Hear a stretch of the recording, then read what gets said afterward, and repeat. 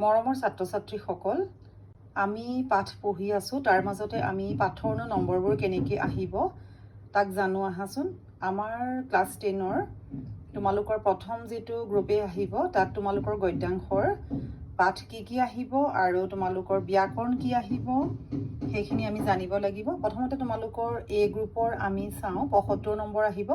তাত তোমালোকৰ উদ্যোগী হওঁ আহা আৰু ভাৰতীয় সংস্কৃতিৰ পৰা 12 আহিব ছমহীয়া পৰীক্ষাৰ কাৰণে। আৰু ইণ্টাৰনেটৰ তিতা মিঠা অৰুণিমা সিনহাৰ পৰা 12 নম্বৰ আহিব। অৰণ্য যাত্ৰাৰ পৰা 6 আহিব। আৰু পদ্যাংশৰ তোমালোকৰ বৰগীত আৰু জিকিৰৰ পৰা 9 আহিব। প্ৰশস্তিৰ পৰা 4 আহিব। আৰু তোমালোকৰ আহিব এফালে ব্যাকৰণ তোমালোকৰ আহিব নৱম শ্ৰেণী ব্যাকৰণৰ উপৰিও সমাস সন্ধি বাক্য পৰিৱৰ্তন সৰল যৌগিক জটিল নটবিধি আৰু সত্ৰবিধি যতিচিহ্নৰ ব্যৱহাৰ খণ্ড বাক্য জতুৱা ঠাঁচ বিপৰীতাৰ্থ শব্দ আৰু সমাৰ্থক শব্দ। আৰু তোমালোকৰ আহিব ভাৱ সম্প্ৰসাৰণ প্ৰতিবেদন বা আবেদনৰ তোমালোকৰ 4 আহিব। ৰচনাৰ 8 আহিব।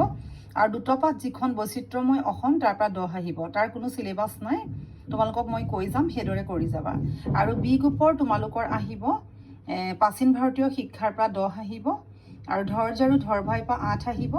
আৰু ব্যাকৰণ আহিব নৱম শ্ৰেণী ব্যাকৰণৰ উপৰিও ভুল বাক্যৰ শুধৰণি উপসৰ্গ অনুসৰ্গ সমাৰ্থক শব্দ পুৰণি শব্দৰ আধুনিক ৰূপ। তাৰ পৰা তোমালোকৰ 7 আহিব। আৰু ছন্দৰ পৰা তোমালোকৰ ছন্দ নাহে, তোমালোকৰ তাৰ পৰা মুঠ আহিব 25। এতিয়া তোমালোকৰ এয়া তোমালোকক মই ধুনীয়াকৈ দি দিছোঁ। তোমালোকৰ ছমহীয়া পৰীক্ষাৰ কাৰণে তোমালোকৰ ছাৰ বাইদেউসকলে ক'বই, তোমালোকে সেইধৰণে এবাৰ জানিও ল'বা, লিখি ল'বা, তেতিয়া তোমালোকৰ সহজ হ'ব। আৰু সেইধৰণে তোমালোকে নিতৌ পঢ়ি যাবা। আৰু তোমালোকে খুব সুন্দৰকৈ পঢ়িবা, যিহেতু পৰীক্ষাৰ কাৰণে আমাৰ সময় বহুত কম।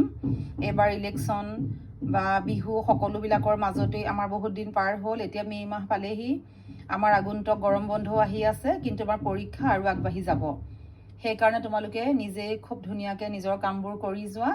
তোমালোকক মই এইখিনিতে এষাৰ কথাই কওঁ যে কৰ্তব্যৰ পাছে হেৰা ক্ৰমাগত কাম কৰা ফলাফল ফলদাতা বিভুৰ হাতত। গতিকে তোমালোকে অতিকৈ চেষ্টা কৰি আগবাঢ়ি যোৱা। ধন্যবাদ।